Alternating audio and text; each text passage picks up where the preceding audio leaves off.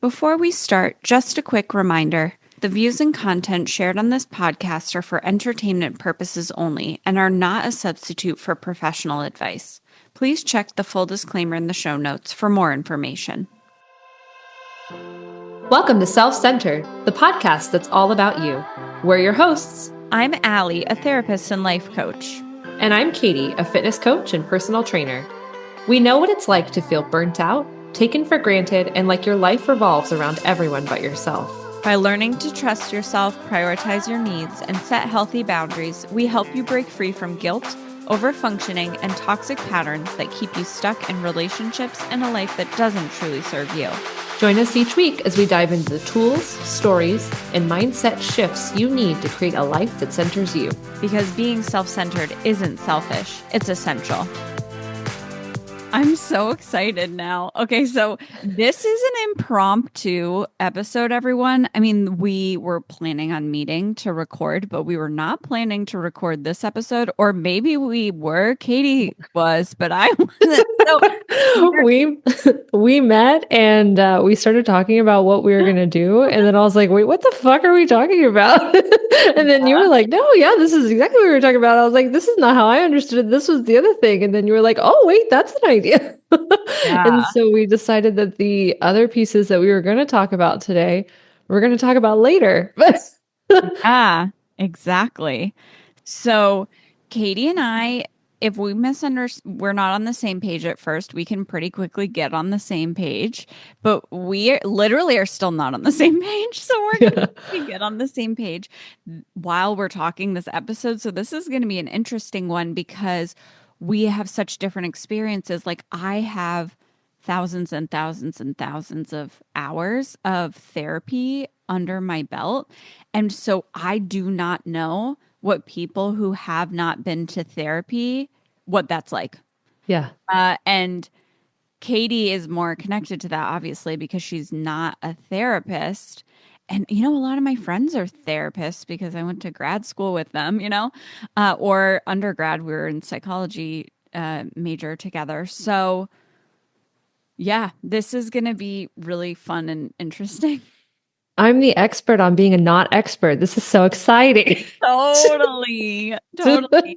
And I literally don't know. Like I literally don't know the not expert perspective. That's the thing is, and I think it's also because there's so much pop psychology and stuff, and there's the algorithms of social media. So all the stuff that I'm seeing, I'm assuming that everyone else is seeing that because a lot of the stuff that I'm seeing is not therapists. It's just, you know, regular people. So Katie said, for example, that a lot of people wonder if you have to lay on a couch as a client in therapy. And I was like, people don't think that. She's like, yeah, people do think that. Yeah. Mind blown. I was trying to think about like, well, what were my initial, I don't know, beliefs about therapy before I ever went to therapy and like early on. And I realized my first exposure, and I put that in air quotes, to therapy was when I was a kid and I watched a Hey Arnold episode where Helga goes to therapy because she's the like one who's obsessed with him and has like a wax figure of him in her closet. Oh my God. Yes, exactly. And I guess she goes to therapy for that. And that was like, those were the thoughts of that, like, oh yeah, you lay on a couch and stare at the ceiling and talk to somebody and you like have to do this ink blot test and like that's supposed to tell you things about yourself. And I shit you not, I get ads on my social media for ink blot tests. I'm sure that those do still exist. That's all from psychoanalysis, which is Freud. You know, I don't want to say he's like the initial father of psychology because I'm sure history is not correct on that. I'm sure there's probably a lot of women who contributed, but stereotypically, Freud is like the father of psychology or therapy, and he started with psychoanalysis, which is you lay on a couch and everything that you say has some subconscious meaning, absolutely everything, to the point where someone said to Freud, well, you smoke cigars all the time, so you must love the D. And he goes, this is literally a quote from him. He said, sometimes a cigar is just a cigar. So it's like, oh, it applies to everyone else, but it doesn't apply to me, you know? And then there's like the Oedipus complex, which is like, if you're a son, you want to do your mom, and then you find a partner who's like your mom. And then if you're a girl, you want your dad and find a partner that's like your dad. And then there's like penis envy, which is like girls want a penis, which I do understand that. I do understand that. There's a convenience of being able to pee while standing up, and Oh, we I don't love get that that's that. where you went with it. That is where I went with it. You probably went to other things, fine, but Oh my I'm a very utilitarian individual. gosh, so funny. And then the ink blot test that's a Rorschach ink blot test. Rorschach's the one who created that, and that is to identify projection. So the idea is that, and this is true, like this concept is true. The idea is that we interpret the world through all of the things that we've already learned and the experiences that we have, because our brain creates these shortcuts to try to interpret things really quickly. And so if you have a neutral blank canvas, something that is abstract and doesn't have a very clear meaning, which is like an ink blot, and you ask someone, what do you see? That says something about the person, because what they see is informed by their experiences and their beliefs. And that's Mhm. this, I think I've told you about this too, that there's an approach to therapy. It's definitely not one that I practice, called the blank slate. The therapist is supposed to be the blank slate. So they're basically not supposed to be human, you know, like they're supposed to be very neutral and not emotionally react to the person. And by that I mean, even just, I mean, I could never do it. I'm so responsive to people, and you can just tell how I feel. I mean, I wear my heart on my sleeve and on my face, and it's literally, my heart is my whole body. But the whole idea is that if you can be a blank slate as a therapist, then whatever the client is feeling about you, so if you're a blank slate and they say, "Oh, I feel really uncomfortable because I don't know what you think of me," and you know, and it's really because they're being cold and like they're not being warm, then that must mean that that client had experiences where they weren't accepted, or you know, whatever the analysis would be. And it is true, and research shows this, that if you tend to be anxious, neutral faces will make you more anxious than people who don't have anxiety, because, and I'm speaking from the anxious person community, we're looking for the cues and clues that, you know, this is a safe, accepting place, you know, this relationship, this interaction between you and me. So Do yeah. you remember? So, for the listeners, the selfies, little context. So, Allie and I talk about my experiences, and she helps me frame a lot of things and make sure I'm not going crazy, which she never tells me that I am, which is great. But I do a lot of reflections on my therapy experiences. And when I started with the therapist that I'm with now, early on, and for the first probably like 6 sessions, I was like, I don't fucking get it. Like, because my therapist didn't reflect anything to me. She was very neutral. And I remember I mentioned it to you that I was like, she's not asking questions. She's not like, Mhm. I see no reactions from her. So I'm like, I don't know where to fucking go with some of these things. It's like I Yeah. state something and I'm looking for the response so I can figure out if that's something I should continue to dive into, Right. or like the mirroring concept, because I do that a lot too, is I mirror people, and that can be good or bad, you know. Mhm. But yeah, it was so interesting that Yeah. that did make me super anxious. Yeah. Like, for sure, I'm like, okay, well, either I'm really nervous about this thought, or I'm absolutely crazy for having this thought because this person's not reacting to it at all. And so it must be a me problem. Yeah, right. Yeah. Yeah. Yeah. And who knows? I mean, I don't know your therapist, obviously. Maybe not Mm. obviously, but I don't know your therapist. And so, well, it's obvious to you, but not the listeners. Can you imagine if I was like secretly friends with your therapist and you didn't know? That would not happen. Um, but yeah, maybe it is a well, that gives me information to see how she reacts without me intervening. Yeah. I'm super hands-on. There's such differences in therapist approaches, so we'll probably talk about that today too. So, Yeah. yeah, as we're talking, I'm realizing that I can talk about what I expected I was going to be as a therapist before I went to school.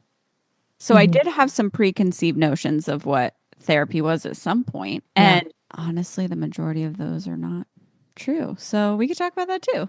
Yeah. Well, why don't we start there? Why don't we start with what did we expect initially? I remember I've always been interested in people. That's a whole other story why I decided to become a therapist. But I was always curious about people, especially ones that I didn't understand, like certain people in my family, honestly. And I was like, I don't really know how to manage this person and my relationship with this person. I'm working really hard to make it work and it's not working. So if I learn about psychology, then I'll learn. And I didn't become a therapist because I wanted to use it on them. It wasn't that. I just get really curious about the things I don't understand. And I didn't understand this person at all. So I was just like, okay, I'll go to school for it and I'll learn about it. And then I'll be like, oh, this is what you do to fix that. Like, this is how I can have a healthy relationship. And it'll be really cool because this is such a mystery to me and it'll be fun to actually find out what's going on. Come to find out, now my understanding of what's going on is that this is incredibly complex and there's forms of reality distortion, specifically defense mechanisms that get in the way. But anyway, so much of what I talk about today, I'm going to say, like, here's my perspective on it, and here are some of the other therapist perspectives I've heard, because I can only speak for myself as a therapist. But yeah, so I had this idea that I was going to learn how to become a therapist, and it was going to be this very straightforward, oh, people come in with feeling this way, thinking this, with this diagnosis, and you do this, this, and this, and then they get better. And that is not at all how it goes, at all. At all. I have had to figure this out on my own. Like, truly, the way that I practice therapy, I was never taught in a training. There are things that I've learned from school, like psychological concepts and human behavior concepts. There are approaches and ways of thinking about people that I've learned from trainings, but truly the experience of being a therapist and the way that I've put it all together is how I practice. Like, the way that I help people is I really understand what's going on, what's the root of what's going on, and what's the purpose almost of these patterns that you have, and how are they actually, I don't want to say serving you, but that too. Um, but like, based on the way that your life is, why do you actually need these symptoms? Because there's a reason that you have these.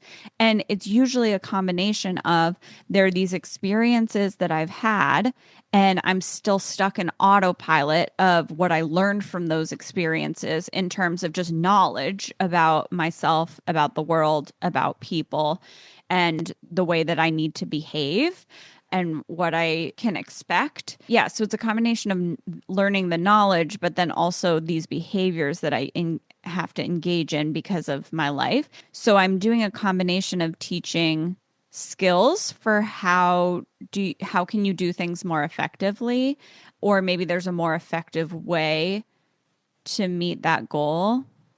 So let's say one of the experiences that someone had is they were raised in a family where they are not listened to or heard unless they scream, unless they get really emotional, and they don't feel seen and they don't feel like they're taken seriously unless they kind of like over exaggerate it, because otherwise people won't hear or see it or understand it or believe it really.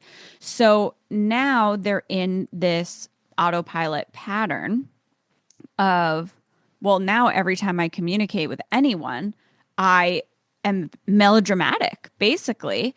And not only that, often people who have had that experience, the experience that I shared, they also didn't get validated for their feelings when their feelings were just kind of like a lower level of intensity.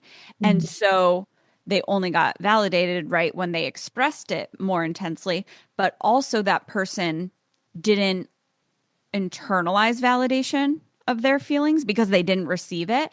And so they also have to feel awful in order to feel validated for the experience that they're having. So this sounds ass backwards, but it's not. It actually makes sense that it's like a lot of people, especially people in a situation who came from a situation like that, they're actually subconsciously making themselves feel more miserable and maintaining that misery and the intensity of it and increasing the intensity of it subconsciously because otherwise they wouldn't feel validated. And validation is, in my opinion, that's a basic human need. So for Yeah. me as a therapist, it's one, recognizing that, two, sharing what I see with them, validating the shit out of it. And then it's okay, it's a combination of here are skills for how you can communicate and kind of like reorienting them to in healthy relationships. You can communicate your emotions in this way, and I'll give them some examples. Like, I'll kind of like role play and model some examples. You could communicate your feelings like this, and here is how the people would respond. You came from relationships that weren't healthy. And so it makes sense that you did that, you know? So there's truly no shame.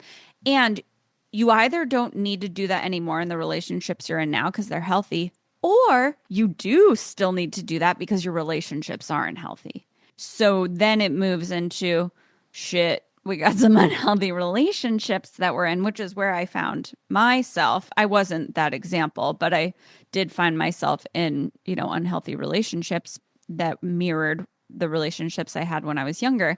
And, you know, it's like, okay, well, we're going to have to help you try to change this relationship and communicate that you want to improve these patterns in the relationship and ask for what you want and need in terms of validation at this healthier level of communication and expression that isn't over exaggerated. And then also, I would be doing some trauma work. So, when I say trauma work, I mean really helping the brain reprocess what they've experienced and updating the nervous system so that they have new experiences that can then inform the way that they think about themselves, other people, and the world, and that inform the behaviors that they engage in automatically. So without having to be intentional about it. So yeah, it's this combination of skills, brain change, and life change is Wow. my approach. Yeah. I don't even know what the question was. I think we were talking about our initial Oh, experiences with their. okay. So, yeah, so that's how I approach it. And that's very different from even what I was told to expect in school. Like if you go to trainings, you know, every training, the trainer is like obviously they're probably fully certified in what they're training and they decided to become a trainer. They're probably also a supervisor. So you're going to a training, they're drinking the Kool-Aid, right? For like whatever. So this modality fixes everything. And like, you know, like the person who created this is a genius. And like, and so it's very much like the trainings are like, I don't know. I think the majority of the time they give these examples. You know, we'll watch examples of therapy sessions. So their clients will agree to be their sessions be recorded and then used to train other therapists. So we'll watch these sessions of therapy and it's like, oh, see, this person was sad and then we did this and now they're not sad no more. You know, it's Oh more no. it's more nuanced than that. And there Yeah. are really good modalities, but what I'm trying to say is like it's not holistic if you know you go to these trainings and they're very siloed, whereas I think you really need this eclectic, comprehensive, holistic approach of all these different ways of thinking about people depending on who you get. So, yeah, and that's why therapists are so different. One therapist is so different from the other. I think the only other thing that I remember expecting that I was like for what I was going to learn, so what therapy is, I thought that you taught people how to not feel negative emotions, like how to Yeah. get rid of them. Like I remember in undergrad, I was at this internship, I at this partial hospitalization program for teenagers.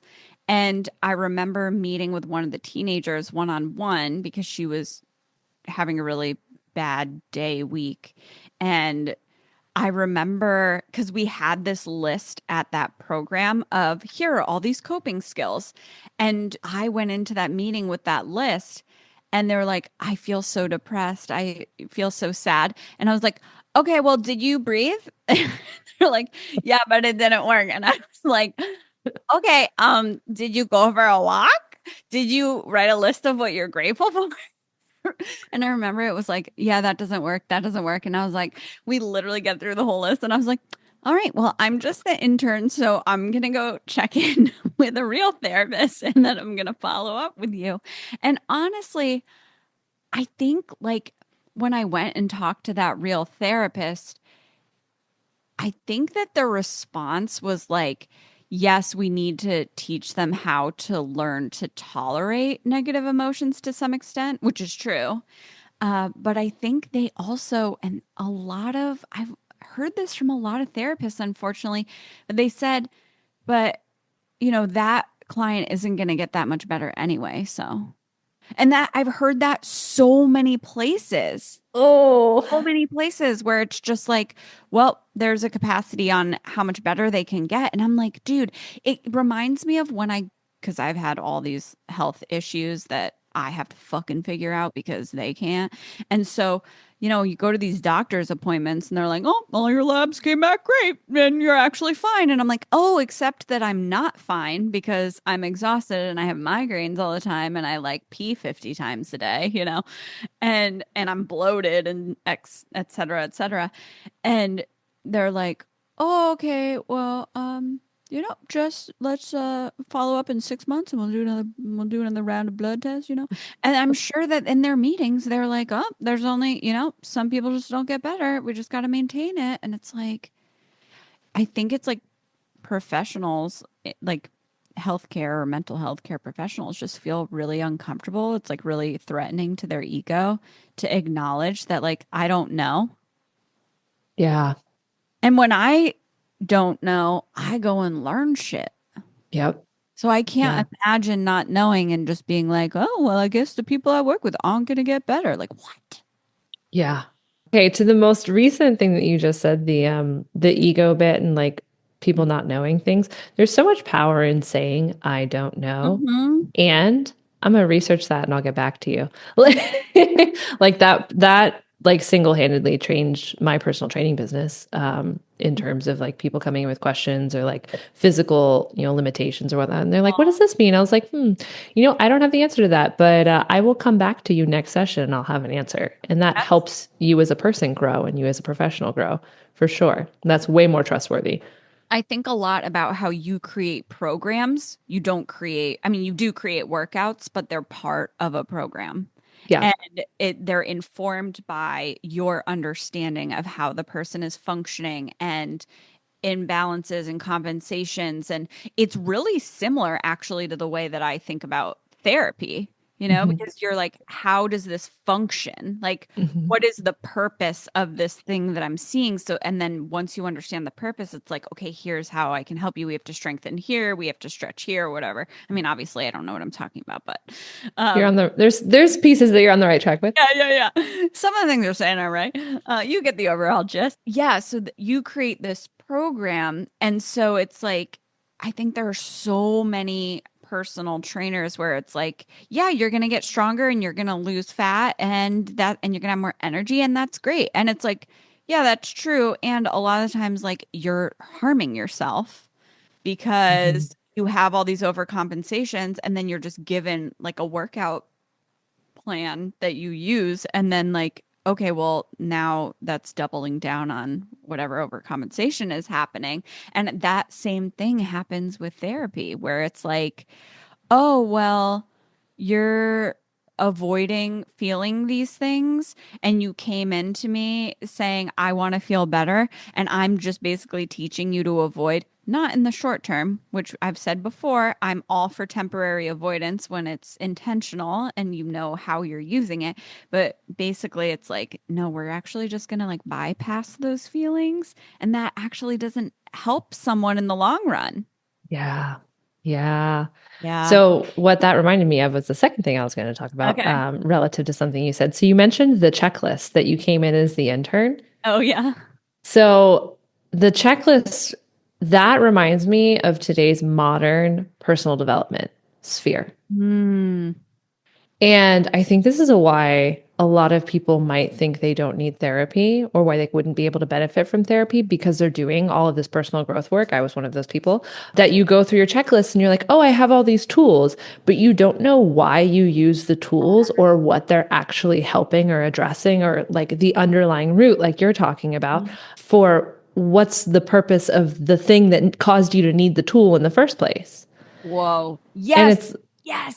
And you yeah. also only use tools in certain contexts. So at some point, it actually might take you back in your progress. But yeah, it might actually harm you or slow down your progress. You might regress because you're just like, oh, well, this thing is good. So I do it. And it's like, no, it's for a purpose. But also, a lot of the therapists, they just went to the training where they were taught the tools. And like, a lot of therapists don't have a way to actually conceptualize when and oh my gosh, you hear about so many therapists that have imposter syndrome and it breaks my heart because I'm like, well, I kind of get it. Like, and also to an extent, like saw this post on Reddit recently in the therapist Reddit, and it was like, listen, I'm an awful therapist and I don't know what to do. Please don't tell me that I have imposter syndrome because that's not going to help me because I am an imposter. Imposter syndrome is when you know what you're doing and you can help, but you actually think you can't. I truly can't and I need help. And I think that's a lot of what happens is like, oh no, you'll be fine. You know? Sorry, I feel like I keep Yeah. going off. Sorry, you're gonna have to. No, but it is a good point. And I mean, again, we don't have a total framework for today. It's a Q&A. So this That's is what's happening. why. Yeah, Hope you all are enjoying. I know.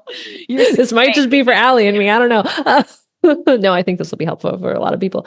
But that same reasoning is like part of why I've always been pretty adamant that like exercise is not therapy. Yes, it's a tool, but Yeah. the number of people that I see in the gym that are like, "Oh yeah, this is my therapy. This is how I, deal with everything that's going on in my life without ever dealing with anything that's going on with their life." I'm like, you're Yeah. just making it worse. Like you're just going to have to exercise more and dissociate from your body more and then it's going to be more intense and then you're going to Yeah. look back 50 years from now and you'll be like, "Who the fuck am I?" You're gonna break your body down, and then you're not That gonna be too. able to use that. And then you're That. going to have a mental health crisis because you won't have your body to fix it. Yeah. Yeah. We Mm. need more than one tool. We We need. need so many tools and we need to know why we use the tool. Yeah. We need to Yeah. know how we use the tool. Yeah. Yeah. Yeah. Yeah. So, my experience with therapy, first time Thank experience. God. Let's go to you, Katie. Was it after your divorce that was your first time in therapy? Yeah, my first time in therapy was during my divorce. How old were you? Ah, shit, 26. I think I was 26, Okay. 26 or 27. Therapy when I was a kid first. Yeah, I know. And that's what's so interesting to me because, like I said, my understanding of therapy was the Hey Arnold episode Oh my God. Okay. So yeah, of I'm the gonna. gal the gal laying on the couch and looking at the ink blots and then that telling you something about your life. And then as an anxious intellectual person, I'm like, oh fuck, what do these ink blots mean about my life? And so then you go down the cycle of over analyzing all of your decisions. And that turned into my entire life was over analysis. Yeah.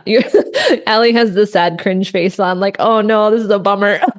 Well, it also happens to so many people with Yeah. talk therapy because if you have a therapist who only knows how to process by talking and doesn't know how to teach you how to have your own mental boundaries with your thoughts. And again, it's like how to use the tool and when to use the tool, exactly what you're saying, because reflection is helpful, but it's not always helpful. And sometimes it's harmful. Like you can thought spiral, like you're saying. Yeah.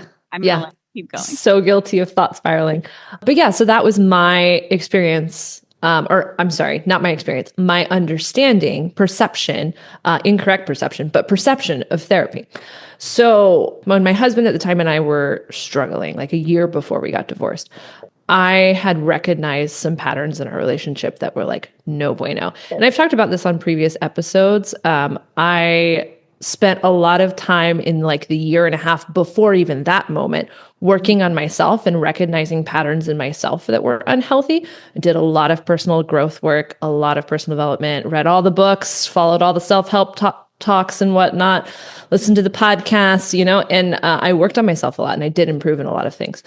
And then I recognized, oh, there are patterns in this relationship that I can't fix because I can't fix it by myself. A relationship requires two people, which means, it takes two to tango. You both have to come and work on things, right?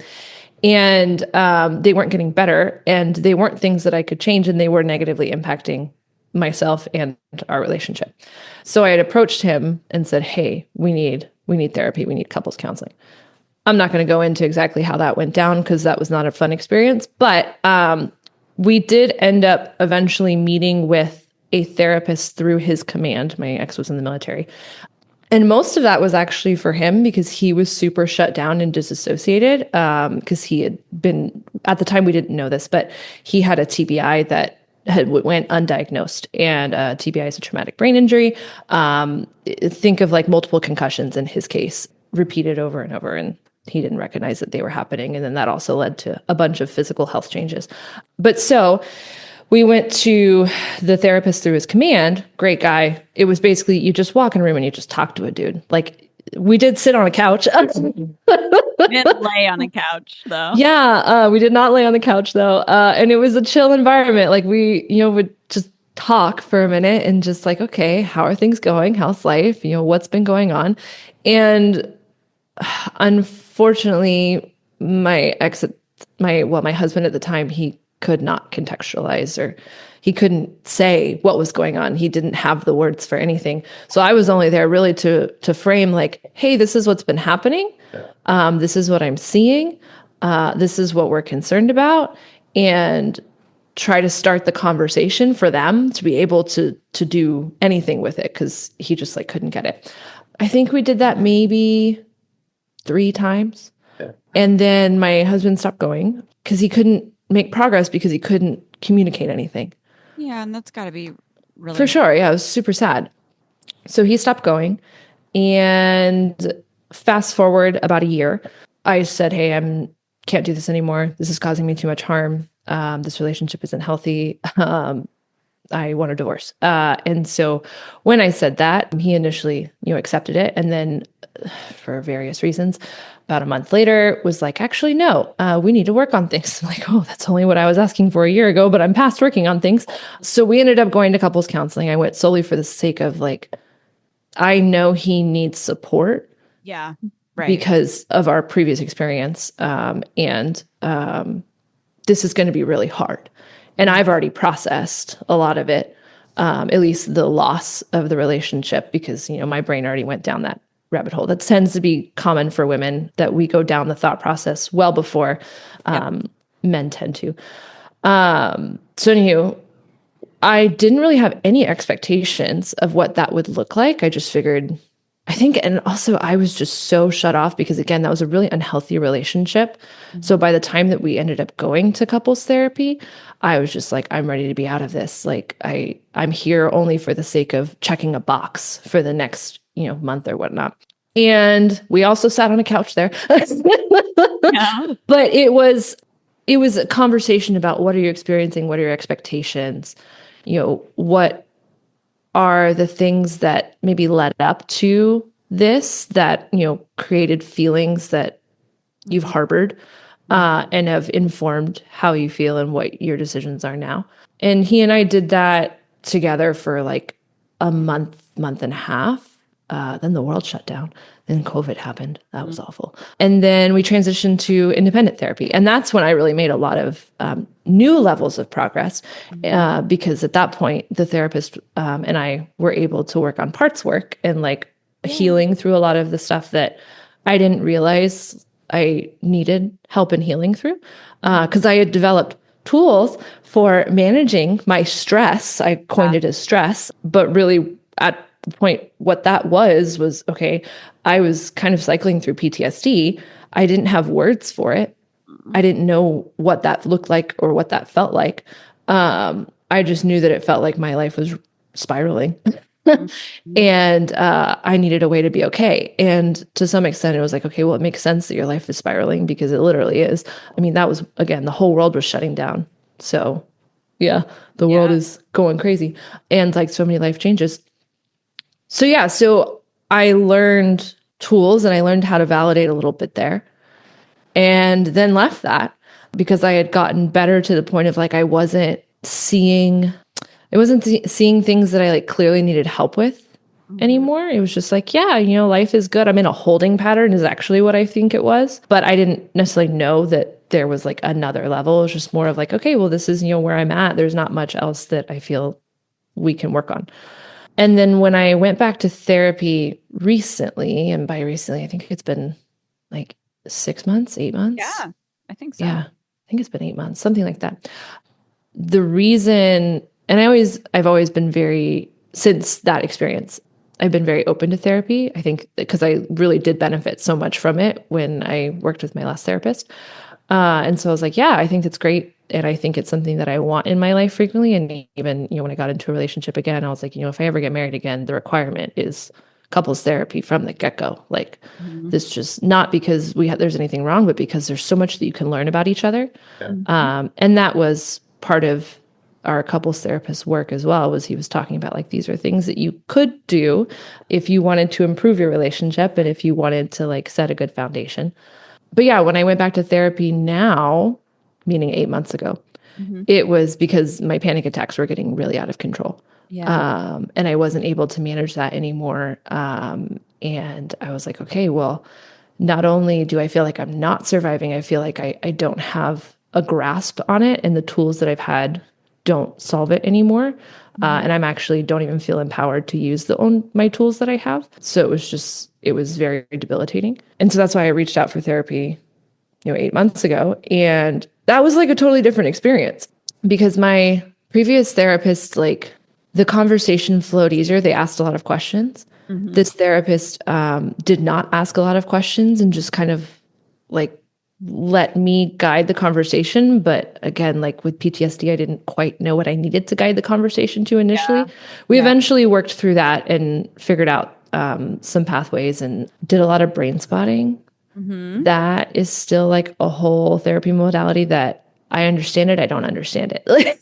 Even the people who do it don't understand it, even if they say they do, because there isn't any concrete evidence of what it does in the brain. There's only theory, but it's Yeah. effective.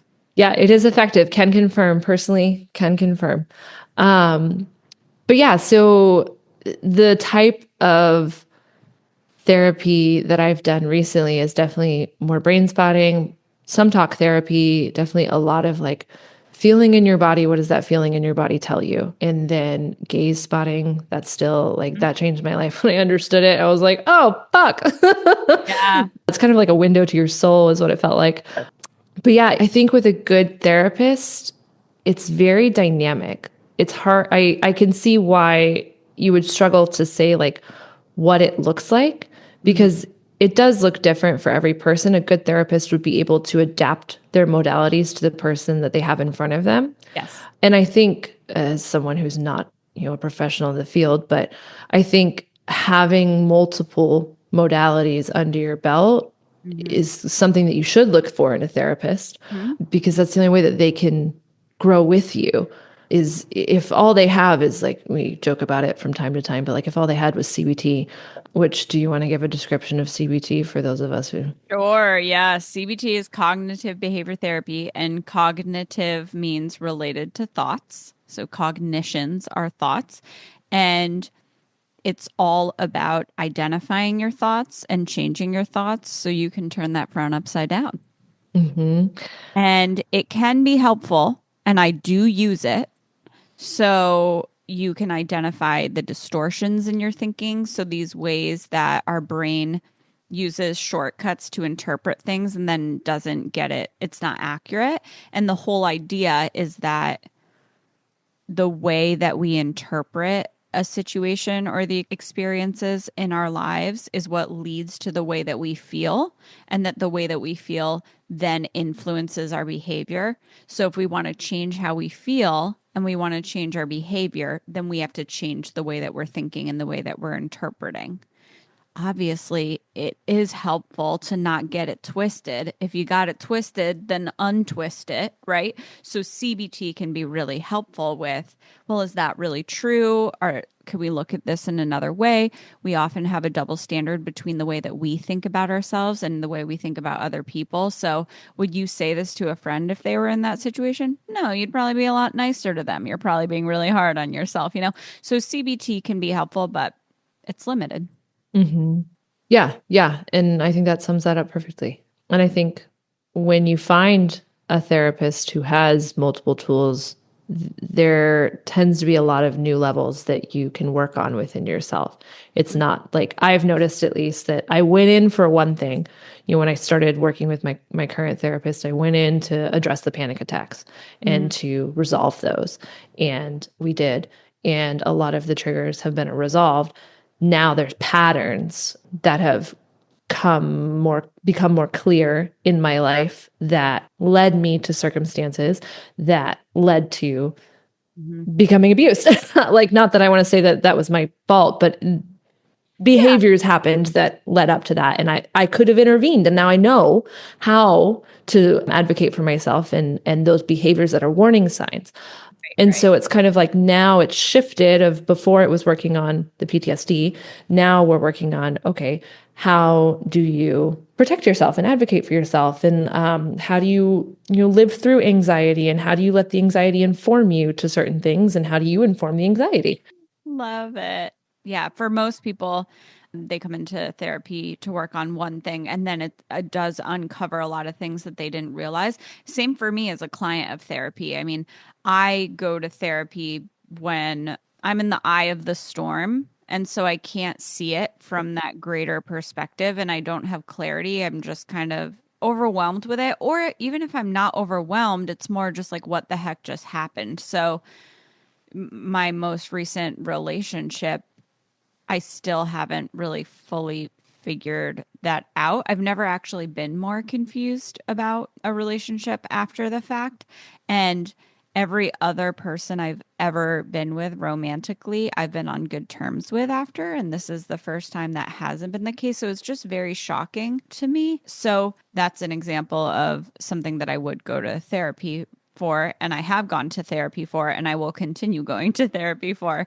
Yeah, I think therapy does really help to make sense of what's going on.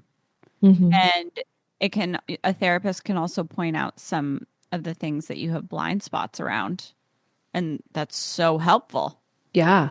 And I think that brings up another really good question is like, how would someone know that pursuing therapy might be the next step? Hmm. I mean, for me, it was panic attacks. That was pretty fucking clear. I was like, this is something I don't feel like I have control over in my life. The coping strategies that I had previously, they're not helping. And they're not even like putting a dent in it or touching it at all. And it feels consuming. Yeah. I don't think therapy is ever harmful. I mean, honestly, if the therapist, so I'm only saying this because therapists are only allowed to work with people who meet criteria for a mental health diagnosis. So technically, not anyone can go to therapy because, you kind of have to meet criteria. But, in a perfect world where that wasn't the case, like anyone could go to therapy and benefit from it. Yeah. I want therapy in schools, like for everyone.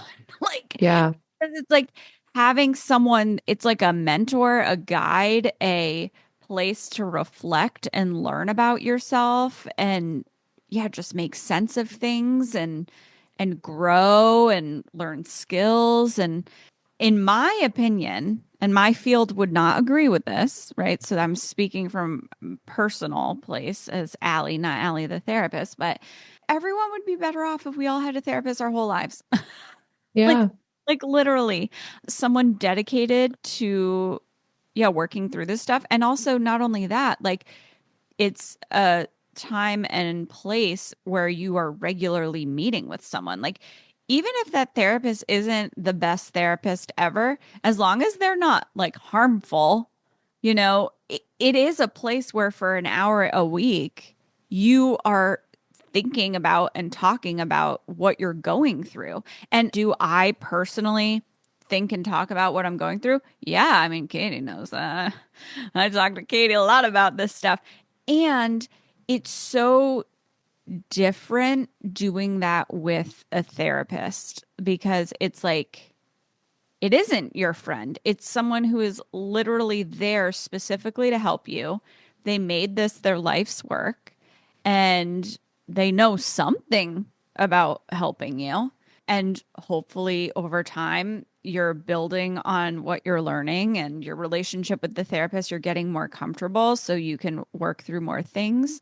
So, to answer the question of when does someone know that maybe therapy makes sense as a next step, I really think like anytime you have the thought, even of, oh, maybe therapy would benefit me, therapy would benefit you. Yeah. Really low bar. Just Yeah. like if you have the thought, or if any person that you trust their judgment and they care about you says, hey, maybe therapy would be beneficial, just go. You can always decide to do, I would say, like, give it like 5 to 10 sessions, but like, you can always choose not to keep going. You could always choose to get a new therapist and try someone new, but like, just go and try it. Yeah. Yeah. There's two things I want to touch on. But for the first one, so Allie mentioned that you have to meet criteria for a diagnosis in order. Which just means that you have certain symptoms for a certain amount of time, depending on the diagnosis. Yes. And me, as the anxious person, would immediately say, oh, I don't think I have a mental health situation going on. So that's not an option for me. No, stop it. Don't even think that right now. Yeah, don't. No, don't go down that rabbit hole. Don't think about that. That is not your responsibility to diagnose yourself. You also do not have the knowledge or information or any of that to be able to do that. So don't let that be the barrier that says, oh, well, I'd have to meet a diagnosis and I don't think I do. I feel fine and normal. I'm just dealing with some hard times. Everyone goes through hard times. No, stop it. Shut the fuck Yeah. up. It would be very rare for for a therapist to not figure out a way that you meet a diagnosis. Yeah. And you can always be diagnosed with, like, so many of my clients are diagnosed with adjustment disorder, which is like, all right, something happened in your life, and even if it's a good change, but something changed, and guess what? You're having a tough time adjusting. So we're going to help you adjust. Like, literally, it could be that.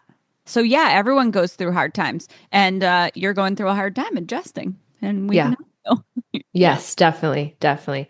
The second thing. Also, from an anxious person's perspective, a people pleaser. Welcome to the anxious community, self podcast, also known as anxious person community. With a layer of people pleasing. So, Allie, correct me if I'm wrong, but if one of your clients was like, hey, this isn't helping me, and you had nothing left, like no other Help them. options to help them, Yeah. you would not be upset if they were No, like, I need to go find someone else. not at all. I mean, I'm the type of therapist who will be paying attention to that and asking them if they're benefiting. And I will bring up, I don't really feel like I'm helping you. Like, I will literally say that. However, some therapists might not. And so no, I would not be upset at all. And also, if I can't keep helping them, then what am I going to do with them? like like when they come in for a session, what are we going to do? We're just Yeah. gonna talk about things aimlessly? Like, I don't know. Like, I am just I know what we're working toward. And so it's not, I mean, sometimes a client will come in and I know exactly what I want to do, but I'll always say, hey, I was thinking I'm working on this today, unless there's something else that you want to talk about, you know? But a lot of the time, it's literally like I'm seeing what they come in with, but I'm informed by this kind of map that I have of knowing the direction we need to go in, understanding all, like having my clinical understanding of them. So, based on what they're sharing with me, that then can inform, okay, well, that gives me more information. Like every session is a new assessment as well because it's giving me more and more information about them. So it's just fine tuning the approach. If I am literally meeting with someone and I don't know what the F we're doing and I don't see them getting better, that is I mean personally I cannot handle that. That is stressful and it feels unethical to me personally. And I have to write a clinical note where I say, here's what I did. Like, here was my intervention, and here's the outcome of that, and whether or not their treatment plan goals, did they maintain their progress? Did they improve? Did they worsen? Literally, I have to write that after every single session. So, like, I mean, I'm sure some people just like bullshit and make shit up, but like, I'm not the type of person to do that. So, no, I would not be upset. And if you, Selfie, ever are meeting with a therapist who you think actually might legitimately be upset, that's not on you. And if a therapist is upset because you say, "Hey, I don't really think this is helping me, so I'm gonna move on and find another therapist," and they're upset with you, confirmation that you should move on. Like Mm-hmm. therapists should be able to use their own skills that they teach. Like talk about ego-centered, right? Like of course can a therapist, like I'm not saying therapists aren't human, like if someone said to me, "Hey, this isn't helping me and I need to move on," I mean, I would definitely feel some type of way about that. Like in terms of like, I would feel sad that I couldn't help them, and some stuff around shame, not being good enough, all of that might come up for me, and that's my personal work to do. That's my Mm-hmm. responsibility to work on that. That has nothing to do with the client. And if I was the type of therapist where I'm like, I just don't feel like I'm effective with anyone, guess what? That's really important to recognize and go get training and help to improve instead of just putting your feelings of legitimately not feeling good enough at your job, which you're not, on the client. Like that doesn't Mm-hmm. make any sense. So, clients, whether it's you're worried that your therapist is going to be upset because you're moving on, or you're worried that if you share with them that something that they said in the last session made you feel uncomfortable, or something that they said isn't fitting and you want to clarify it, if you are worried about how your therapist is going to respond to you, I recommend that you definitely bring it up, and that their response to you bringing it up, number one, it's going to tell you the truth of how they would respond because you're going to get that response in reality. And then once you have that truth of how they respond, that's either going to make you feel safer and more comfortable in that therapy relationship and be like, oh my gosh, that was a rupture and we repaired it. So now I feel like I can be even more myself and more honest about how I feel, which is so good for a good therapeutic outcome. Mm-hmm. Or they're going to respond in a way that makes you say, okay, shit, I was right about my biggest fear. And so I'm definitely going to move on. And I think, in that case, a lot of people will say to me, people in my personal life, because they know I'm a therapist. So I get a lot of questions about, is it okay for me to break up with my therapist? Always, yes. And it's okay to do it via email, in my opinion. Like so many people are like, oh, it would be really important for the client to use their communication skills and like approach the things that they're anxious about and da. Yes. And if you have a therapist who's like making you feel bad, like therapists are human too, and there are bad ones. Like, like there are doctors that are bad. Like there's people who are not good at their job in every single field, right? Like, Mm-hmm. and so just trust yourself. And it might be a therapist who's good at their job, but it's just not a fit for you. But like either way, peace out. It's okay to tell them by email if you don't feel comfortable. Yeah. You're there to feel better, not to feel more anxious. Like you improving toward your goals of working on your anxiety does not have to include you breaking up with your therapist verbally in a session with them. in Yeah. my opinion. Like that, Yeah. that just seems unreasonable to me. Yeah.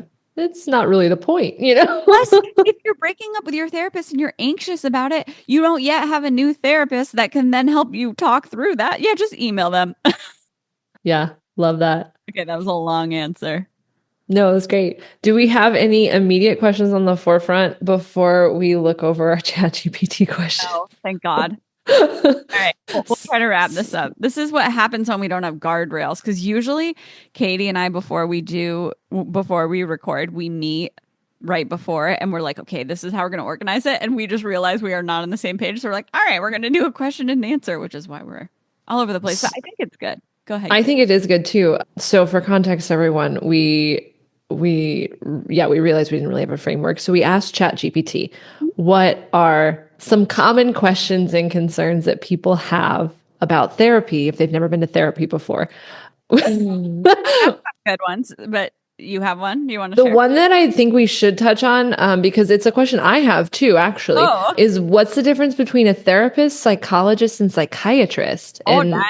yeah, Okay. like how do you know which one you should look for?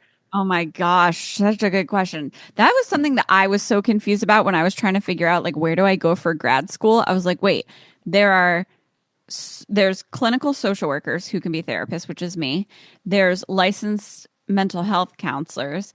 There's licensed professional counselors. There's licensed alcohol and drug counselors. There's licensed marriage and family therapists. There's psychologists and there's psychiatrists. Like, what the heck? So they can all do different things depending on their license and education. So people who can do therapy, which is what I'm going to call therapists, are all those licensed people that I talked about. And psychologists can do therapy and psychiatrists can do therapy. So they can all do therapy. Psychologists can do psychological testing as well. So, like neurocognitive testing. So, if you need to be tested to find out if you have ADHD or autism or anything else, they do that testing. Therapists can do like clinical scales, which is like questionnaires. So all my clients do questionnaires around like depression, anxiety, sometimes OCD if I'm seeing that. So we can definitely get that information, but we're not going to write up a psychological report about someone's neurological, psychological functioning. So that's what psychologists do. Psychiatrists can do therapy, and they also are doctors that prescribe medication. So therapists and psychologists cannot prescribe medication. Psychiatrists can, and psychiatric nurse practitioners also can prescribe medication. And so psychiatric nurse practitioners and psychiatrists can also do therapy, but the way that the field has shifted, they don't do therapy very often because they would have to go out of their way to get the level of therapy training that psychologists and licensed clinical social workers, licensed clinical mental health counselors, all those licensed people have because their education is really focused on the brain and how do these medications impact the brain and also the brain on OCD, the brain when it's anxious, all of that. In my experience until recently, because a lot of psychedelics have recently had FDA approval to be prescribed for PTSD, depression, etc., OCD. In my experience, the majority of psychiatrists and psychiatric nurse practitioners are very much, they subscribe to the medical model, which is the issue that I have with therapy because therapy also subscribes to the medical model. I mean, like anything that insurance pays for, you have to make it medical in order for insurance to say, oh, yeah, that's bad enough, that I can Mhm. pay for it. Usually it's very, and when I say the medical model, in a nutshell, I mean, they're looking at symptoms and they're trying to reduce or eliminate them. It's not, it's not a program. It's not a let me really understand your brain individually. But also, it's not full. I mean, like, it's not really their fault. I think the field also isn't really investing in research in actually understanding all that stuff. So I just think, we have a long way to go, but I'm so supportive of medications, by the way. I think you should go into that spiel because I think it's a really important Yeah. spiel. Yeah. Okay. Oh, but let me just finish really quick before I go into that spiel. So recently, since the FDA has approved psychedelics, ketamine actually isn't a psychedelic, but that's one of the things that's approved. I think psilocybin in certain places, but we're getting like crunchier psychiatrists and psychiatric nurse practitioners, not because they weren't before, but because they couldn't, they like legally couldn't practice that way. But now it's considered like medical and insurance will cover it. And so that's very exciting. I think those medications are more likely to get to the root cause and actually transform the brain instead of kind of like here's some serotonin, but it's not actually healing the brain. You Hmm. have to keep using it. Okay. So, medications. Okay. If you are chronically stressed, you've gone through something for a really long time, if you're chronically anxious, if you're chronically depressed, which usually comes from going through things, but even if you're not, and it's just like, oh, this is the way my brain is, I'm predisposed to depression or anxiety or any of these other things, what happens over time is your brain loses brain tissue. Like brain cells die. And your brain, you can look at imaging of people who are depressed or anxious, and you can see that the frontal lobe, which is where that executive functioning, critical thinking, calming down the emotional parts of the brain, that part is smaller because it's lost brain cells. And so medications can really help to bring those brain cells back. And so if you're trying to feel better and get better and you're working with a brain that is not does not have all of its building blocks, then you are disabled, right? Like it is harder to work on that thing. So I think some people need to take medications for the rest of their life. And I'm a huge, huge, huge fan. So I'm supportive of that, just blanket statement. I'm also a huge fan of taking medications as a positive crutch. So, what do I mean by that? You are super struggling. Your brain is probably not functioning how it needs to. It also doesn't have those building blocks that it needs because it's literally losing some, like, has lost some brain matter. So it's harder to actually benefit from therapy. It's harder to actually do the things that you're working on in therapy in your everyday life. You're just super struggling. So I'm so, so, so supportive of, okay, well, just like when my leg is broken, I wouldn't expect that I'm just going to strengthen my leg by I'm going to start walking and then slowly I'm going to start running and then I'm just going to have a stronger leg. No, we need to repair things. And that's what the crutch is for. The crutch is to prevent further harm and to support you when you're in physical therapy. You need some support while you're strengthening these different areas because you can't put full pressure on your leg. And Hmm. so I am all for, I call them positive crutches. We talk about crutches as if it's a negative thing. And it's kind of similar to how I talk about I think avoidance when it's temporary and intentional is really beneficial. It's the same as thinking about a crutch, right? Do I think it makes sense for you to use a crutch for the rest of your life and never strengthen your leg once you don't need the crutch anymore? No. Like that's not good for you, right? But use the crutch until you don't need it anymore. Take medication that's going to help give your brain the boost that it needs and the support that it needs to fully benefit from therapy, to fully benefit from the exercise and socialization and the lifestyle changes that you're making. And then once you've been doing really well for a while and you've been maintaining that for a while and you really understand yourself, you understand what led you to where you were and the ways that you contributed to where you were. Not saying that in a shaming way, but like in a, oh, I didn't have these skills, but now I have these skills, right?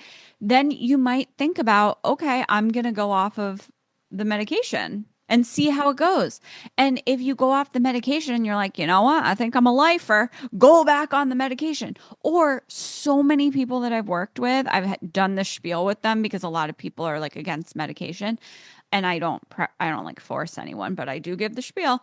So many people have gone on, used it as a crutch until their, proverbial leg got stronger, and then they were fine and they went off it. And it was totally fine. Love So that. yeah. So if you also have the thought, hey, maybe I should try meds. Yeah, definitely. Yep. And Yep. that's we're just putting the asterisk there. That's with your doctor or your Oh, yes. psychiatrist. Yep. Don't just find some shit on the black market, friends. My gosh, I didn't even think about that. But you live in California. I mean, we don't have like a black market for Lexapro here. Yeah, it exists here. I mean, I'm sure it exists here for like Adderall and stuff like that. Cause I think like anywhere. Yeah, okay, and just again, I am gonna triple down on that one. Like seriously, make sure you're getting your medication through reputable sources like your doctor and your pharmacist. I have friends that have died because they had what do you call it? Like tainted Adderall. Yeah. Yeah, so Yeah. please don't go on the black market to get your shit. You need to work with a psychiatrist, right? Psychiatrist would prescribe. Psychiatrist or psychiatric nurse practitioner. There we go. Yep. Now you know, friends. Yep. Oh, or your primary care doctor. So your regular doctor can prescribe. And I think a regular nurse practitioner can prescribe. And like regular nurse practitioners I'm pretty sure can do exactly what doctors can do. So yeah, basically someone with like a medical background. Great. So we're gonna do rapid fire hour. And by Yes, let's hour, do it. 10 minutes maybe. And if you want me to go in depth about any of these, then just let us know. We will do it. Okay. How does therapy work? So this is what ChatGPT says. Because I asked 5 questions from people new to therapy. So one of the questions was, does therapy work? And it says people often wonder what actually happens in a session, how long therapy takes, and what they should expect. Okay, so my very quick response to that is it depends on the therapist. There are psychoanalytic therapists, like where you literally lay on a couch and you do what's called free association, where you just say whatever you're thinking and the person doesn't say anything and just writes things down the whole time, and maybe you'll look at an ink blot. I mean, like for real. So there's talk therapy, there's somatic, there's just so many different types of therapy. In my opinion, what everyone can expect though for what actually happens in a session, there should be some level of guidance and orientation from the therapist, right? Like when you I mean, in my opinion, I do phone consultations with everyone before I decide if we're a good fit. I highly recommend doing a consultation and actually asking the potential therapist, hey, what does therapy look like, or what could it look like? And my answer to that is, oh, here are some different ways that it can look based on how I work. And that's going to be different for every single therapist. But the therapist should be telling you, here's what you can expect, and here's what we would do together. Mm-hmm. How long therapy takes also depends on the therapy approach and what you need. I would say that so far, all of my clients within 6 months feel a lot better. Within a year and a half, they are like their life is transformed, kind of. Not Yeah. in like an over the top kind of way, but like what I mean is like they feel like they're a different person than when they came into therapy. And by different, I mean they're more themselves. They understand themselves. They're empowered, and they have these tools. They feel better. They've made changes in their life to become more self-centered and have their life reflect them and actually support them. And then I would say by 2.5, 3 years, if my clients are still with me, they have decreased to once a month, once every 6 weeks, or as needed. They reach out to me as needed. So that's my experience, but other therapists will be different. Okay. How do you want to do one? You want to go back and forth? Go for it if you have more. Okay. You only have a list of 5. My list is 22 long. Oh my gosh. Well, I also asked other questions, so I got. Oh, okay. Keep going. So, what if I don't know what to talk about? Some people worry that they won't know how to start or that their problems aren't interesting or significant enough to discuss. In my opinion, it's the therapist's job to figure out what to talk about and to ask a bunch of questions and prompt you. And there have been times where it's rare, but there have been times where I have felt stuck and I've said that to them, you know? Yeah. And I've said it to them with the intention of let's figure this out together. Like Hmm. and also being really curious about it like I don't know, I just feel like I can go somewhere with anything. Like if you're talking to me, I'm going to ask a billion questions. Like my consults on like literally within 30 minutes for the majority of people, I'm like, "Oh, I ask so many questions and then I'm like, "Oh, this is what's going on for you. This is what we would do in the beginning." Like and I tell them like I would teach you this skill. Here's like the kind of like brain work that we need to do. Here are the things in your life that I think you would benefit from changing. Do you think we're a good fit? And usually Yeah. oh my God, you understand me. You know what I mean? Like, so I think like if if the therapist can't kind of like pull you out, then maybe they're not the right therapist for you. But you can only find out if you go. I will add to that because my current therapist is one who doesn't ask a lot of questions. You and I talked about that early on. I was really surprised. I was so confused. I have found that it's really helpful if I feel like, I feel like this is part of what she's trying to teach me. If it comes up for me, it probably has a meaning in the sense that, like, I tend to doubt myself. And so I will think about something and I'll be like, oh, that must not be important. I think I'm overthinking it and I just stuff it back down. And what I've learned is that often, okay, well, if something comes up, it usually is tied to something I'm feeling in my body because I have a lot of anxious things that are tied into my body. And bringing that up will usually start to uncover something deeper for me. So instead of stuffing the thing down. So if you are in a session with a therapist and you're like, well, what do I talk about? How to like, and they're not asking a lot of questions. Well, what's coming to you? Maybe consider bringing that up. Yeah. Yeah. Because you can talk about, I'm feeling really uncomfortable because I don't know what to, you can literally go in and I recommend it and say, I'm worried because I don't know where to start and I feel like my problems aren't interesting or significant enough. Mhm. Like literally say that or like, oh my gosh, I don't know what to talk about and I don't know what you're thinking and I'm stressed about that. Like literally anything that's going on for you, say because you can explore that. You can explore Yeah. anything. And I mean, if the ink blots teach us anything, it probably means something. For sure. For Yep. sure. Will my therapist judge me or think I'm crazy? There's often a fear of being perceived as weak, broken, or overreacting to your struggles. No, just no. No. If anything, I think I love my clients and I think they're incredible and I like them better than the average person that I meet.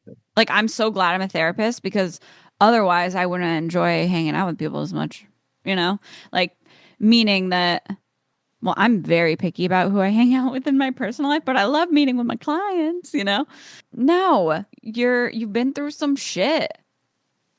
Or you haven't been through some shit, so you're like confused and you're like, why do I feel how I feel?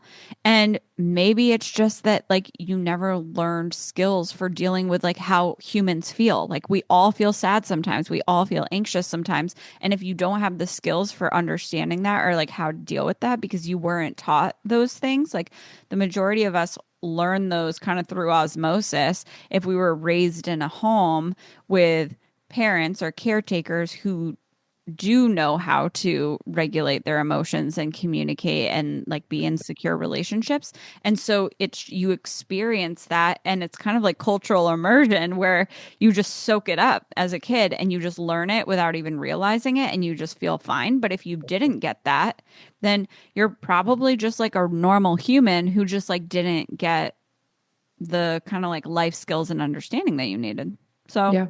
no, you. I would be so happy to have you in therapy.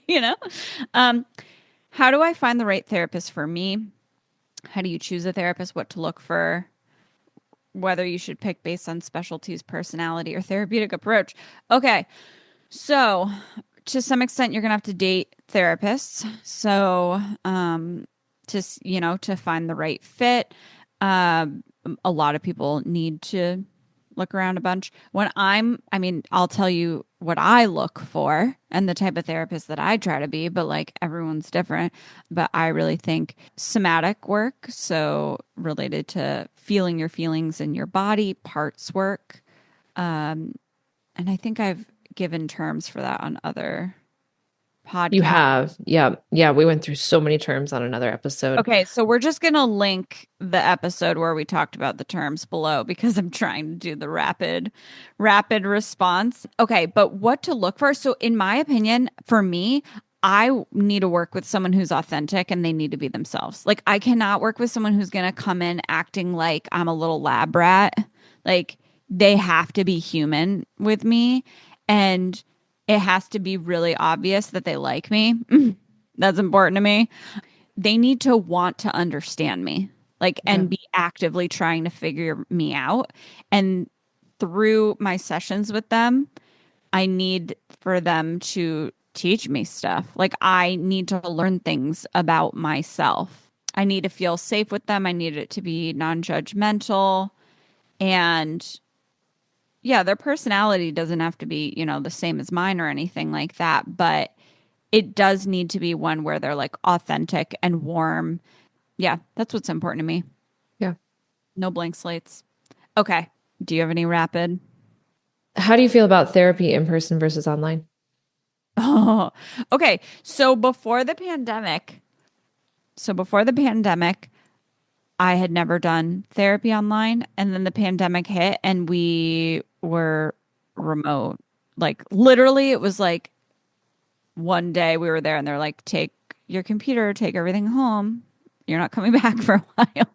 We don't know how long.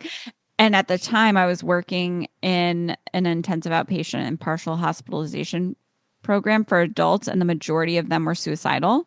So I was like, oh crap, like, I don't know if this is going to be enough. And it was. Yeah. So I'm fully remote now, and everyone gets better. I don't know. I personally don't experience really it being any different. I would say that outside of the convenience of, for me personally, of working remotely, I would really enjoy being in person, but I don't think that that changes the effectiveness. Mhm. I think so. What the research shows for the effectiveness of therapy is that modality, meaning the treatment type, doesn't matter. What matters is the relationship between the therapist and the client. Oh, interesting. I know, isn't that crazy? Yeah. So all the more reason that it's important for you to connect with your therapist. And if you're not connecting with your therapist, it would be the right decision to find a new one and to break up with your therapist. Yeah. Yeah. Yeah. And if you think like I've had therapists where I was like, "Hey, this is not the ideal fit, but for me, I don't want to keep looking for therapists and like this one's good enough." So like I will benefit to the extent that I benefit and then once I'm like, "Okay, I'm not going to benefit from them anymore," then I end. So you do you. Whatever Yeah. you want. Yeah, definitely.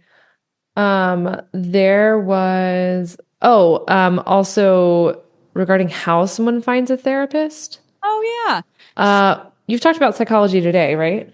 Yeah, I'm on Psychology Today. I like it because people can filter by if you want to be in person, you can put your zip code in and be like within this many miles of that. You can uh filter, you can say this is my insurance if you're going to use insurance. You can filter by treatment type. I think if you're even considering therapy at all, but you're like, oh, well, things aren't really that bad yet, I would still go down that rabbit hole of looking and maybe reaching out. Because just in my experience of trying to find therapists, Wow. they're pretty busy. And it helps to get on a waiting list for, like, I mean, if you're looking for the type of people that, I mean, when you and I looked for me, it was hard to find Yeah. because the really good ones were filled. Yep. And for the things that I guess I needed, yeah, it was just tough to find. So Mm-hmm. had I started that process before the world felt like it was crashing down on me and I couldn't manage my symptoms anymore, it would have been better. I would have found Yeah. more qualified people. Yeah. Yeah, for sure. Definitely. Yep. Anything else? Are there any other ways or just Psychology Today primarily? Oh, so there are other ways. I just don't know what they are. Oh, okay. I mean, I've heard of Therapy Den. That's a Okay. website, and I've heard of Mental Health Match. Hmm. Oh, sorry, this is kind of tangent. What do you think of BetterHelp? No. Okay, great. I'm glad we brought that up. Can you explain why?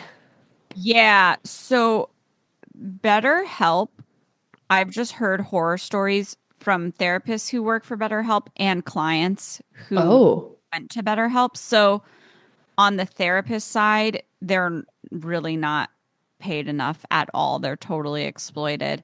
And then on the client side, if a therapist leaves, then like BetterHelp doesn't they'll just reassign you to someone. It's just they're not really for clients. It's a very just it's just for the money. So Mm, there might be therapists on there who are helpful, but they're probably not going to be on there very long because it's not a good job. And so they're going to leave. So if you want a consistent therapist, yeah, every time I hear we will never have a BetterHelp ad on this podcast. I hear a BetterHelp ad on Instagram, on podcasts, and I'm always like, oh my God, like if they only knew, how bad it is. It's not good. So, and I think they don't really vet their therapists. Like I think as long as you have a clinical license, like you're in, there's oh, no wow. like, oh, but are you a good therapist? Um, so I think it's one of those places where if if you need consistency and you're looking for a good therapist, you're probably not going to find it there, or you are going to find a good therapist, but then they're not going to be there anymore. And you're just going to keep getting reassigned to new therapists over and over again. Yeah, that doesn't sound helpful. Yeah. Mm-mm. Yep. This is a random question, but I saw it asked, I think, on Reddit once, and I was like, "Oh, that's a good question," that I didn't know the answer for until I read it. Reddit, Reddit. Is that why it's called that? I don't know, but that definitely, that was a thought. Two blondes make a podcast. Reddit, Reddit, like I read it. Oh gosh. So if let's say in this situation, Allie, you and I don't know each other. Let's pretend that you're my therapist and I see you weekly, and then I randomly run into you Oh yeah, out and about. yeah. What happens? I pretend that I don't know you Why? for HIPAA confidentiality. So that's something that I never talk about with my clients, and I really should because they'll probably be like, "What the fuck? Why didn't?" Especially people who've already like discharged and aren't working with me anymore. Like, what the fuck? Why did Allie not say hi to me? But it's to protect your privacy because if I say, "Oh hey, like how are you?" Oh my gosh, which is what I want to do, but I can't. So if I say, "Hey, how are you?" Da, da, da, and then someone's like, "Oh my God, how do you know each other?" Then it's like, oh shit. And you might not want people to know that you went to therapy, or that I was your therapist or whatever. So, um, I can only say hi to a client if the client says hi to me first, because the client, and hi to me in a way that implies or explicitly states that they're interacting with me as who I am, right? Yeah. So I have gone to the grocery store before and had a previous client be my cashier, and I didn't realize it until I looked up and was like, you know? Um, and so they obviously were talking to me, but it was like, hi, how are you? Did you find everything okay? All of that. This is your total. Okay, thank you. Do you want a receipt? All of that. So that isn't the type of high where I'm like, oh my God, hi. No, I only do that when it's like my clients or previous clients are making it really clear that like I know you as a person. Hmm. In which case then I can reply and I'm like, oh my God, hi. So Yeah. yeah. Yeah. So privacy is so important and your therapist will respect it. Oh yeah, 100%. I am fierce about confidentiality. I'm protect confidentiality and privacy with my coaching clients, and I don't even technically need to, but Hmm. ethically it's important to me and Yeah. probably important to them. Yeah, Yeah. for sure. So that actually one of the chat GPT things I asked about concerns that people might have if they've never been to therapy but want to go to therapy. And it said stigma and judgment. So it says some worry about what others will think if they seek therapy, especially if mental health is stigmatized in their community. And, that's part of the reason that the privacy is there because people don't want to be judged if other people are judgmental about therapy. And so what I would say is, we will do an in-depth episode on like stigma and judgment of people who go to therapy or people who feel feelings other than just like happy chill, you know. Um but what I would say is the therapist is going to keep that confidential and private, so you don't need to tell anyone what you're doing. And I think one of the reasons that remote therapy can be really helpful is because you can take a call from your car. You could be at work, and if you have an office, you can close the door and lock it and like block off your calendar. Or if it's actually better for you to go somewhere where you're in someone else's space, then do that, do in-person therapy. But you have a lot of options now to keep it more confidential, and you don't need to tell anyone that you're going to Mhm. therapy. It's completely fine to not share that. Yeah. Love that. Ooh. Oh, is there a difference between counseling and therapy, or is it just Technically, there is. I don't really know oh, what it is though. Hold on, let me look it up. Well, let's chat. Google. What's the difference between counseling and therapy? Yeah, because people will ask me if I'm a counselor, and I say yes because I know what they're at. Like they're basically asking if I'm a therapist. Okay. The terms counseling and therapy are often used interchangeably, but they have some key differences in focus, depth, and approach. Counseling tends to focus on specific issues such as stress management, relationship challenges, career decisions, and often involves short term guidance to help clients developing coping strategies. Therapy explores deeper emotional patterns, past experiences, and underlying psychological concerns. It is often longer term and aims for lasting personal growth and healing. Counseling is problem solving and growth, goal oriented, and therapy is more about self exploration and insight.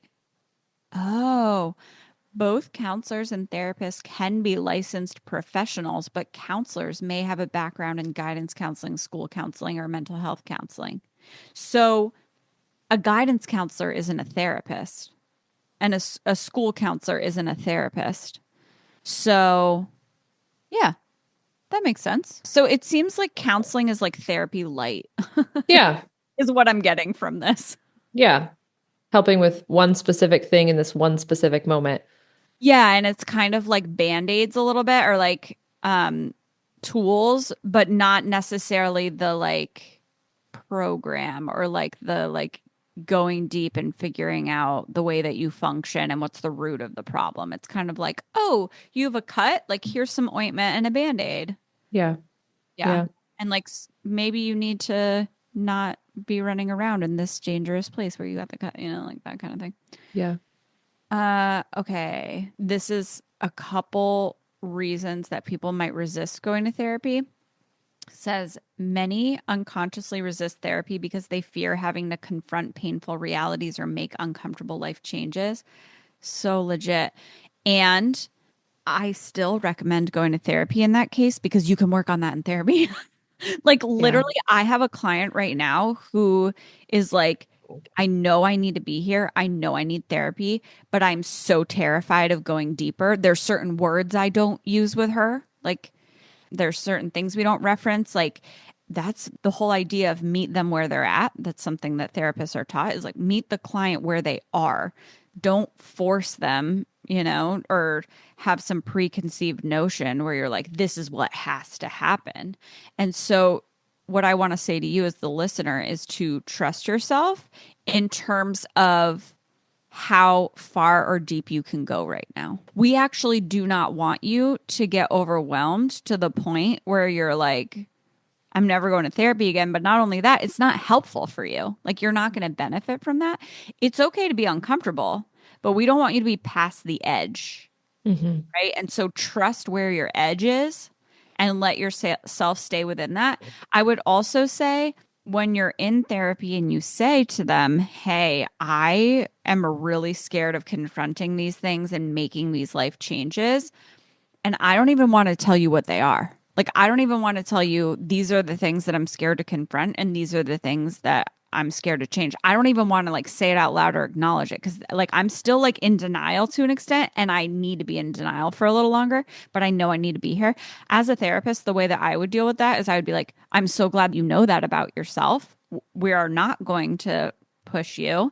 What we're going to do is let's just talk around it. So I don't even need to know the specifics. So what I mean by talking around it is like, okay, so what are you scared might happen for you if you confront these things or acknowledge them?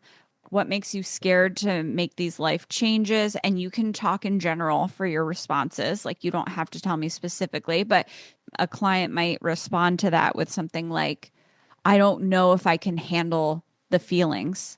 Or if I acknowledge this and say this out loud, I think I'll have a breakdown and I won't be able to function.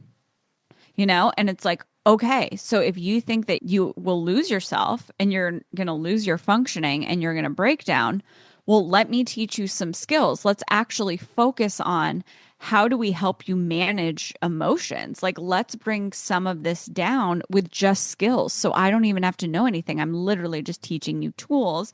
We're going to have you practicing those tools, and you're going to be telling me, if they're working week after week and like what we need to tweak. Literally, I could do that the entire time I meet with a client. I do not need to know what's happening in your life. There's a lot of, does it matter whether the client is lying to you or not? In my opinion, no. The client comes and I help the client however the client needs the help, you know? Hmm. So I would still go to therapy if you're scared to confront these things, and just say that. And Yeah. like the first goal could be feeling comfortable confronting things. You know what I mean? Like feeling Hmm. safer confronting things. Okay. Also, sometimes people expect immediate relief or to feel better right away. And then they get discouraged if progress takes time or feels slow. I get that. I think, though, that like you should have some progress at some point. You know what I Hmm. mean? So it's like, I don't think I can give a blanket response to that. Like, I don't, because if you haven't made any progress or learned anything about yourself or can see how this person might be able to help you or you feel safer with them, like, literally, if there's no forward momentum after 5 sessions, and I think it should be after like three, then I think you can move on if you want. But if you are making progress and it's just really slow, or you made progress and then you regressed, and then you made progress and then you regressed, and you little r relapsed, that's part of therapy. That's part of getting Hmm. better. Yeah. Yeah, progress is not linear. And then this is the 5 most common misconceptions about therapy. Therapy is only for people with serious mental health problems. So I think we touched on that. So it's actually not. Like I said, the adjustment disorder, we can totally do that. We can do generalized anxiety, we can do mild depression. And it's actually better if you go to therapy when you're not in crisis, because your brain is in a place where you can benefit from it better. And, like Katie said before, you have the therapist, Mhm. versus I'm overwhelmed and I'm looking for a therapist and it's taking a while to get in. Okay, here's another misconception. The therapist will just tell me what to do. So therapy is not just getting direct advice or quick solutions, right? It's about exploring together and figuring out what's going on and learning tools to help with that, practicing making changes, actually making some life changes that might involve ending some relationships or going out and finding new relationships, getting involved in community activities to make more connections. And it can also be the brain change experiential work in the session. So it's definitely not just telling you what to do. Yeah. I always think of therapy as like it's helping you heal to empower yourself to make the choices to make the life that you desire. Mm-hmm. I agree. Another misconception is that talking about my problems will make them worse. Yeah, sometimes it can feel worse before it gets better. Because if you've been avoiding things and not acknowledging them, honestly, that's one of the things that happened for me when I went to therapy, especially when it comes to trauma, because to deal with trauma, we often dissociate and we're distracting and we're focusing on other things.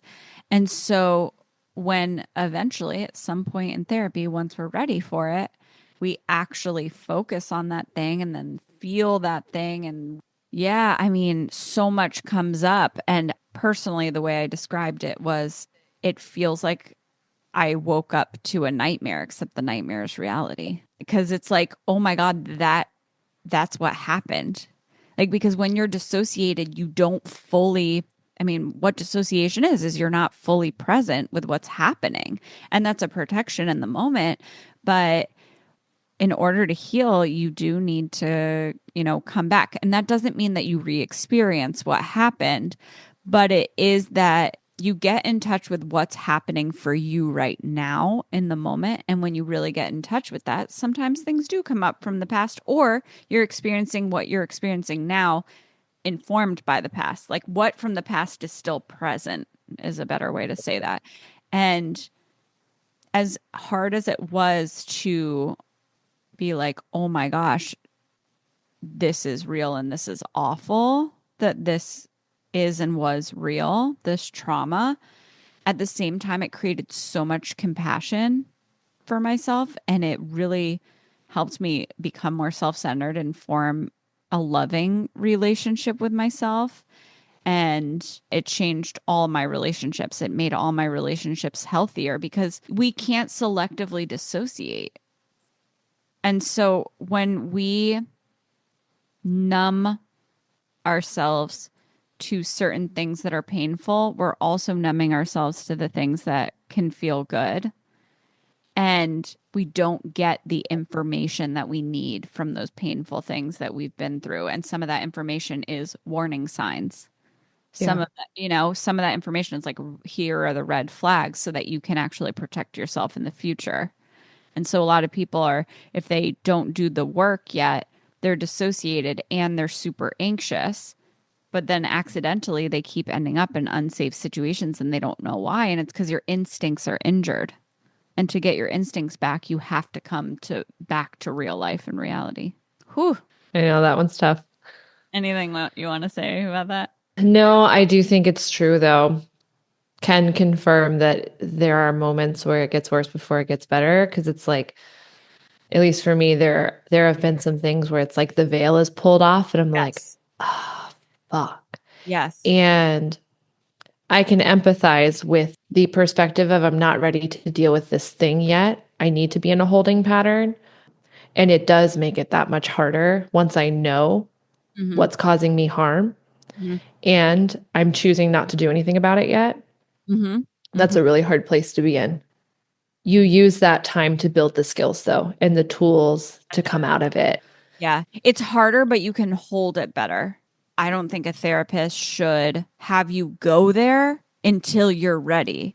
So Mhm. basically, like, yes, it's hard. Like, it's harder emotionally, or I guess maybe I would say it's more intense emotionally, but you also are more capable of holding it. So Yeah. it's not going to make you lose your shit. Yeah. Okay, there's only two left misconceptions. Another one is that therapy will fix me.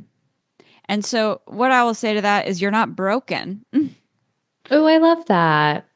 Yeah, you're not broken. I mean, like there isn't, in my opinion, there isn't anything to fix. So therapy isn't about fixing you. It's about identifying how you lost yourself and now you're homesick and you're trying to figure out how to live and function, not being self centered yet and Yeah. being homesick and not being connected to yourself. And you've been trying so hard and assuming you're not in therapy yet, you haven't been in therapy yet, right? So it's like you're trying so hard, you're exercising, you're journaling, you're talking to your friends, you're listening to the podcast, you're reading the self help books, you're doing workbooks, you're trying all these things, but it's not getting better. And you're just like, oh my God, is something wrong with me? Like, am I ever going to get better? All of that. It's like people start to think, oh my God, something must be wrong with me. I must be broken. But it's like, no, you just need help. Yeah. You're And I, an expert like on well, this. yeah, and I think there's so much power in having someone see you, like truly see you. And that's where the limitations of personal development, self-help books, workbooks, Mhm. the even our podcast, I mean, that's where all of our limitations are, Yeah. is we are reflecting back what we're experiencing in ourselves, but we can't see you. We're not in front of you to like see on a big Rolodex Mhm. all of your experiences and all of your, feelings and everything that makes you you, Mhm. and then be able to like put it all together and say, oh yeah, that makes sense. Like, Yeah. and like that's the benefit of a therapist, is they are, and correct me if I'm wrong, but they are meant to be your clear mirror. Yeah. Oh, 100 billion%. Yeah. Yeah. And as we're talking about this, it's bringing me back to that research on the secret sauce of therapy isn't the treatment approach, but the relationship between the therapist and the client. Yeah. Yeah. So you need someone who's going to be a clear mirror for you. And if they don't see you, if they don't get you, which I've had as a client, therapists like this, they're out. Yeah. Yeah. And that's okay. They just weren't the right fit. Yeah. And that's okay. Mhm. And then the last one is if I don't click with my therapist, with my first therapist, then therapy isn't for me.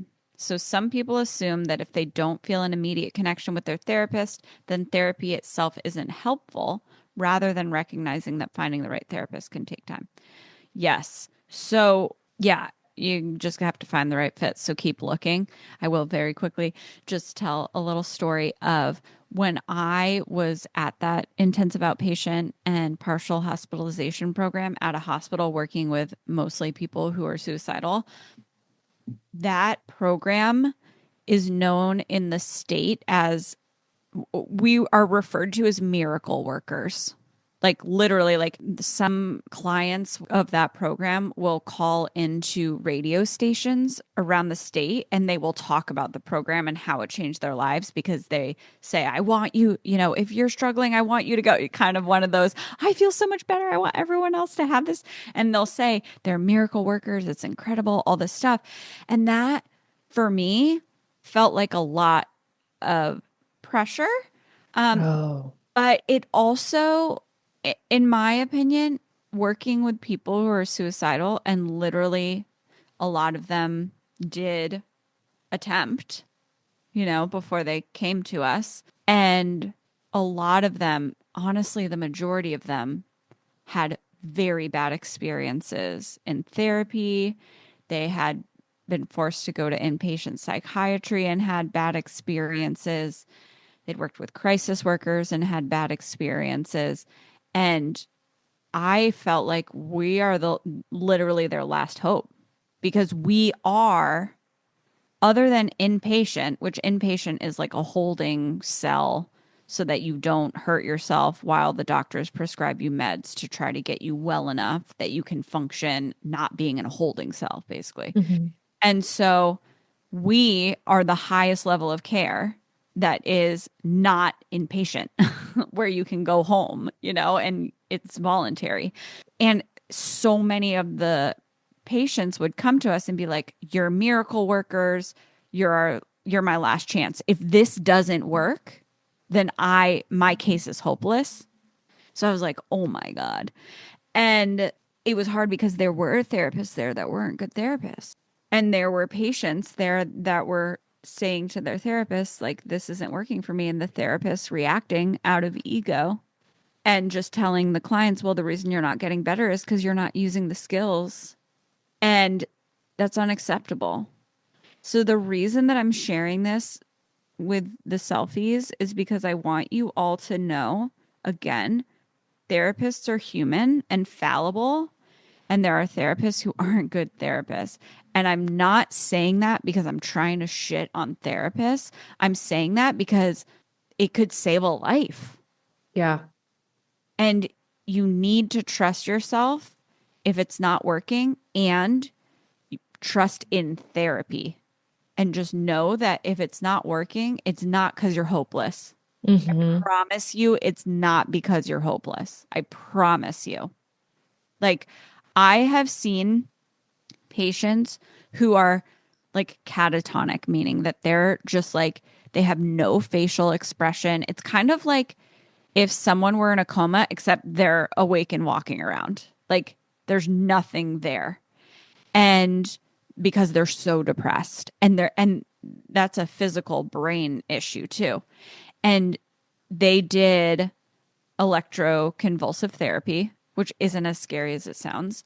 And they came back a completely just a normal person who can like move and talk. And so it's like there is always a solution, and you might need to just keep searching for the right therapist, but you will find it. Like, truly don't give up.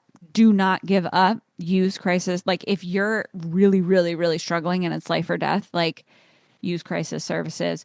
If you get a shitty crisis services worker, keep trying. Just like literally stay with us.